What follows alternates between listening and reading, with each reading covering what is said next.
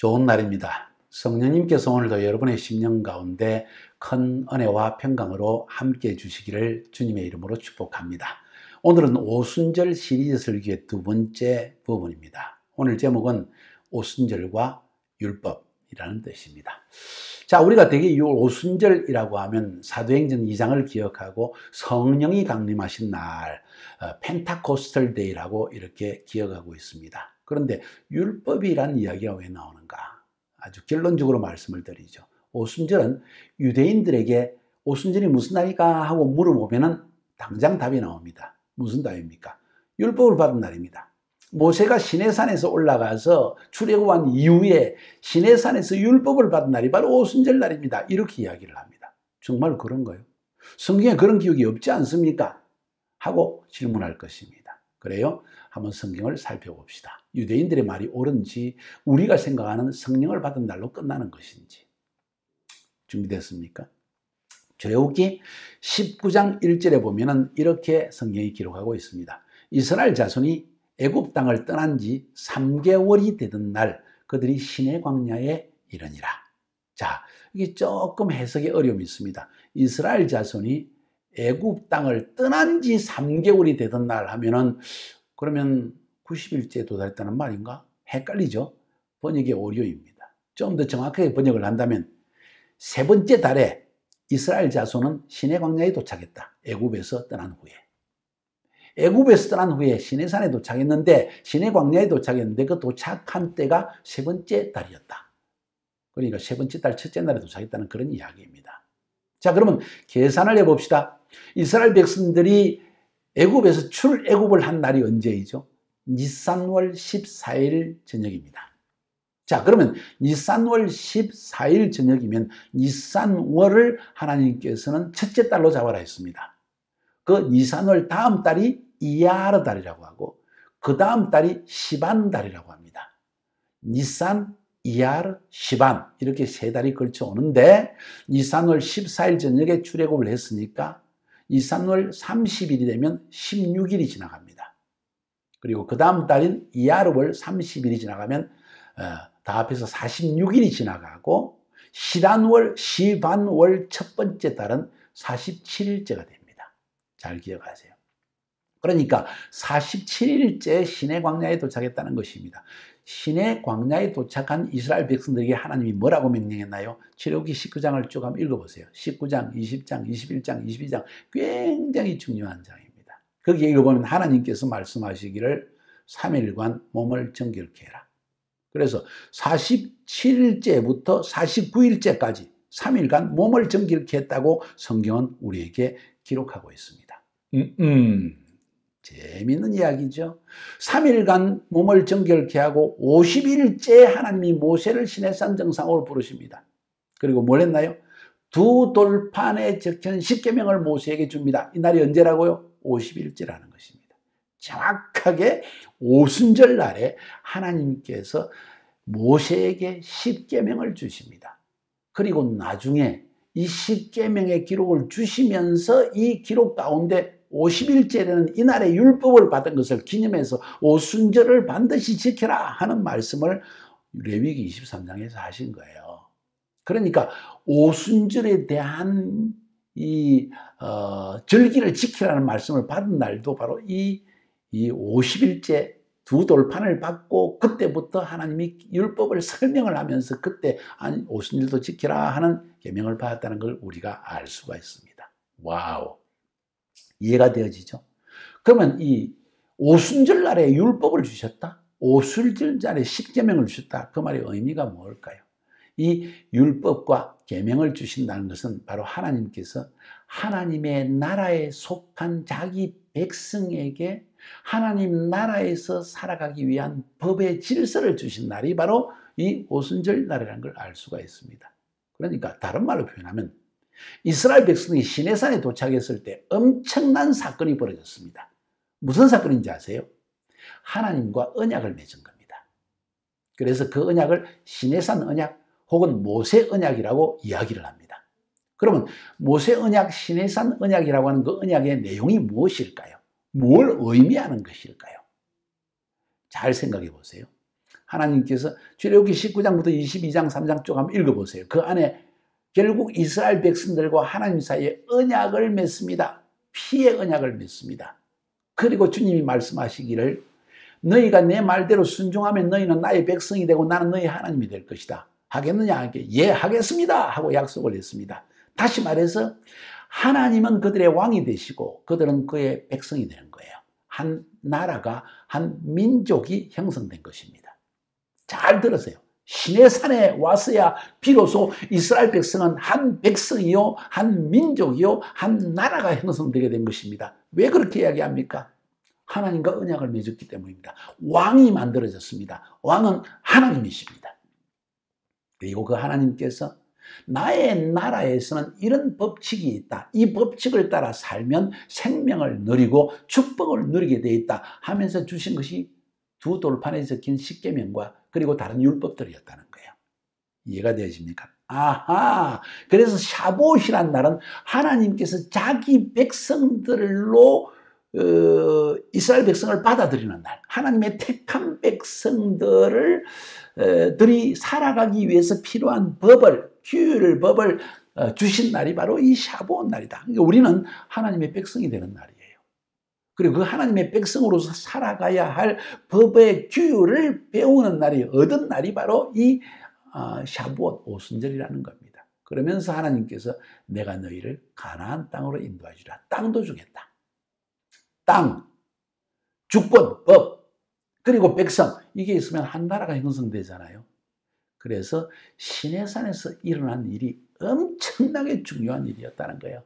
이스라엘이라는 민족, 백성이 만들어지고 이스라엘이라는 나라가 거기서 형성되기 시작했고 그것 때문에 법을 주시고 그것 때문에 가나안 땅이라는 영토를 주시고 그것 때문에 이스라엘 백성들을 내 백성으로 하나님 나라의 백성을 삼으신 거예요. 자, 그래서 이 샤봇이라는 날이 그들에게 엄청 중요한 날이었습니다. 유대인들은 그래서 자랑합니다. 너희들 중에 하나님의 법을 받은 백성이 있느냐? 우리는 하나님의 백성이기 때문에 하나님이 우리에게 이런 법을 주셔서 하고 자랑하는 것입니다. 그래서 그런 자부심이 그들 속에 살아있고 이방인들은 그냥 별로 시원찮은 백성으로 취급하는 것이 유대인들의 심리라는 것입니다. 굉장한 자부심, 민족적 자부심이 뛰어난 것입니다. 그런 의미에서 볼 때 샤봇, 하나님의 율법을 받은 날 엄청 중요합니다. 살리는 법이고 생명을 얻는 법이고 하나님의 축복을 누리는 법이고 하나님 나라에서 영원히 살기 위해서 그의 백성들이 알아야 되는 법, 하나님 나라의 질서를 배우게 되는 그날이 바로 이 오순절 날이었다는 거예요. 할렐루야. 너무나 감사한 일이죠. 너무나 기쁜 일이죠. 그런데 잠깐 놀라운 사실이 일어났습니다. 슬픈 일이 일어났습니다. 무슨 슬픈 일이 일어났나요? 여러분 출애굽기 19장, 20장, 21장, 22장 쭉 읽어보세요. 무슨 일이 일어났습니까? 모세가 이 십계명을 받기 위해서 시내산에 올라가서 40일 동안 금식하는 기간 동안에, 그러니까 50일째 시내산에 올라가서 율법을 받았고 거기서 40일을 더 머무릅니다. 그냥 90일이 지나는 거예요. 그 기간 동안에 밑에서 기다리던 이스라엘 백성들이 아무리 기다려도 모세가 내리지 않습니다. 조바심이 일어났습니다. 기다릴 수가 없습니다. 여러분, 참고 하나님의 때를 기다리는 것은 굉장히 중요한 것입니다, 여러분. 그런데 이스라엘 백성들이 기다리지 못해서 한 일이 무엇입니까? 이 모세가 도대체 어디로 갔는지 모르겠다. 자, 우리 금송아지를 만들어가지고 애굽으로 돌아가자. 거기에서 가마솥 곁에서 고기를 먹고 마늘을 구워 먹고 부추전을 해 먹던 것이 너무 그립다. 우리 여기서 광야에서 죽는 것보다 차라리 돌아가는 게 낫겠다.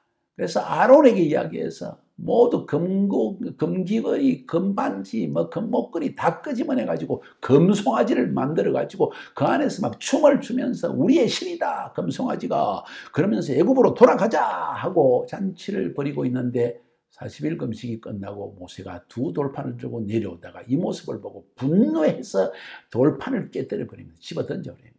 하나님께서 진노하셨고 모세도 진노했습니다. 이야, 참 여기서 문제는 벌어집니다. 십계명의 두 돌판을 받는 하나님의 백성, 이제는 하나님 앞에 언약을 맺은 백성입니다. 그런데 이 언약을 어겨버리는 거예요. 그래서 살리는 법이 죽이는 법이 되어버렸습니다. 율법에 의하면 여호와 하나님 한 분만을 섬기고 우상을 만들지 말고 안식일을 거룩하게 지키고 여호와의 이름 외에 다른 이름을 신을 이름을 부르지도 말라고 했는데 이스라엘 백성들은 아주 담대하게 이런 죄악을 범하고 말았고 그래서 율법은 깨지고 말았던 것입니다. 슬픈 일입니다. 그날로 인해서 하나님의 진노로 3,000명이 죽임을 당했고 레위인들이 하나님 편에 서서 자기 동족 3,000명을 죽이는 엄청난 슬픈 일이 일어났습니다. 율법으로 말미암아 그들은 죽임을 당했던 것입니다. 살리는 법이 죽이는 법이 되어졌습니다. 하나님 나라에 들어가게 하는 법이 하나님 나라에 들어오지 못하게 하는 법이 되어졌습니다. 그래서 율법은 이제는 살리는 법이 아니라 죽이는 법, 생명을 주는 법이 아니라 심판하는 법, 그리고 율법 앞에서 우리가 죄인임을 깨닫게 되는 법, 율법이 마치 거울처럼 되어져서 율법 앞에 섰을 때 내가 죄인이구나 하는 것을 깨닫게 되는 것이 그 법이 되어졌다는 것입니다. 출애굽기 32장에 보면 그런 이야기가 나옵니다. 32장 22절부터 28절까지 보면 제가 말씀드린 그 이야기가 나오고 28절에 레위 자손이 모세의 말대로 행하며 그날에 백성 중에 3,000명가량이 죽임을 당하니라. 슬픈 이야기가 기록되어 있습니다. 이게 첫 번째 오순절에 일어난 일을 기록하고 있는 사건입니다. 출애굽의 사건입니다. 언제입니까? 시내산에서 율법을 받은 날입니다. 이 율법은 살리는 법이었는데 그만 죽이는 법이 되어졌습니다. 그런데 하나님의 은혜는 무궁하십니다. 하나님의 택하심은 변함이 없습니다. 하나님의 구원하심은 변함이 없습니다. 하나님께서 말씀하시기를 먼 훗날 오순절 날에 이런 날이 일어날 것이라고 약속하십니다. 요엘서 2장을 통해서도 말씀하시고 에스겔서 36장을 통해서 말씀하시는데 에스겔서 36장에 보면 이런 이야기가 나옵니다. 36장 26절 27절에 또 새 영을 너희 속에 두고 새 마음을 너희에게 주되 너희 육신에서 굳은 마음을 제거하고 부드러운 마음을 줄 것이며 또 내 영을 너희 속에 두어서 너희로 내 율례를 하나님의 법을 행하게 하리니 너희가 내 규례를 지켜 행할지라. 잘 들으세요. 내가 법을 너희 마음판에 새겨주겠다는 말씀을 지금 하고 있는 것입니다. 잘 들으세요. 에스겔 36장의 말씀입니다. 하나님이 그때는 우리 마음속에 굳은 마음을 돌같은 마음을 제어해버리고 우리 속에 하나님의 율법을 지킬 수 있는 영을 너희에게 부어주겠다는 말씀을 약속해 주셨습니다. 그 일이 언제 일어나는가? 마지막 주님 재림 전에 일어날 것이고 그 일의 시작은 언제 시작되어졌는가? 바로 2000년 전 오순절 다락방에서 성령님이 임할 때 시작된 것입니다.